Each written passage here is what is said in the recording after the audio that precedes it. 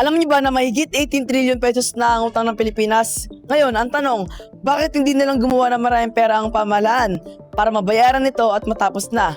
Mukhang madaling solusyon, di ba? Pero ang totoo, masisira ang ekonomiya natin. Ang tawag dito ay hyperinflation. Kapag nagprint na maraming pera nang wala katumbas sa bagong produkto, mawawala ng tunay na halagang salapi natin.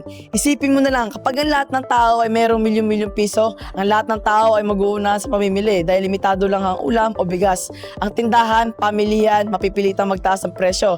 Isipin mo na lang, ang isang tinapay ay aabot o maaari maging 1 milyon ang halaga. Bukod doon, dolyar ang utang natin sa ibang bansa, kaya hindi nila tanggapin ang bagong print na piso natin dahil ang tunay na yaman ng bansa ay sinusukat sa mga ginagawang produkto at sa serbisyo, hindi sa papel na pera. Kaya imbis na makabayad ng utang, lalo lang maghihirap ang bawat Pilipino. Kung may natutunan ka at gusto mo ang mini-explainer na to, isip at share mo na rin. Ako nga pala si Christian T, ang buhay-buhat ng Divisoria ngayon, production assistant at patrol ng masa.